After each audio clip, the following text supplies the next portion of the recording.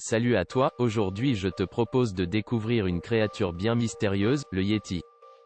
Le Yéti, que l'on appelle aussi l'abominable homme des neiges, est une créature, ressemblant à un grand singe, qui vivrait dans les hautes montagnes, comme l'Himalaya.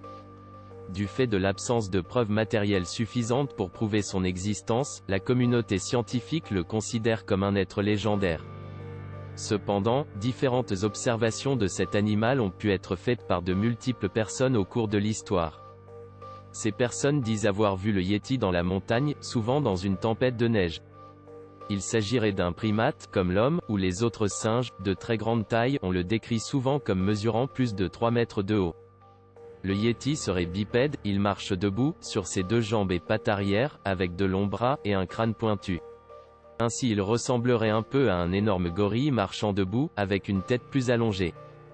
Le Yéti serait parfaitement à l'aise dans la neige, capable de marcher sans s'arrêter et de franchir des tempêtes de neige, et de vivre dans les plus hauts sommets, là où l'oxygène est rare et le froid très intense.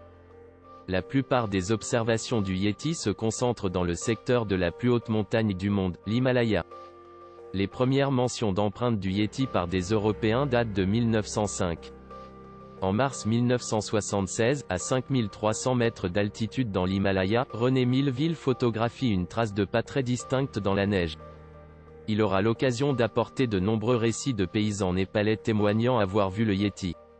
Le célèbre alpiniste Reinhold Messner entreprend une expédition sur les traces de l'animal à la fin des années 1980. Il aurait lui-même aperçu le Yéti une nuit de juillet 1986 alors qu'il recherchait un village pour s'abriter dans une vallée perdue de l'Himalaya. À la fin de son expédition, Reinhold Messner conclut que la légende de « l'abominable homme des neiges » provient d'un véritable animal apparenté à l'ours bleu du Tibet qui terrifiait les populations locales depuis des générations.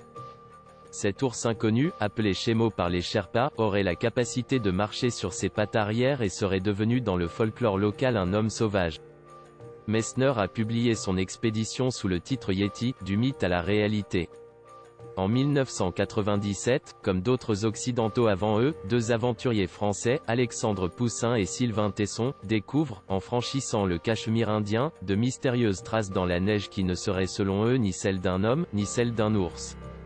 Ces traces montent droit dans la pente, une prouesse extraordinaire.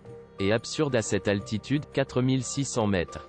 Le Yéti est une légende du Népal, cependant, ailleurs dans le monde, d'autres légendes parlent d'autres créatures ressemblant beaucoup au Yéti, comme pour le Yéti, on ne sait pas si elles sont vraies, ni quelles créatures elles décrivent réellement, il pourrait tout simplement s'agir d'autres noms du Yéti, ailleurs dans le monde, ou bien de cousins du Yéti.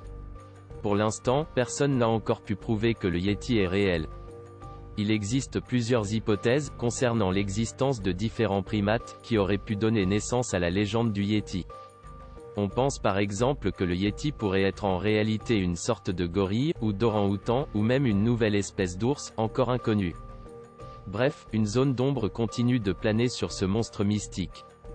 J'espère que cette vidéo t'a plu, si c'est le cas, tu peux t'abonner et activer la cloche pour ne pas louper mes prochaines vidéos sur d'autres monstres, mais tu peux aussi mettre un like à la vidéo.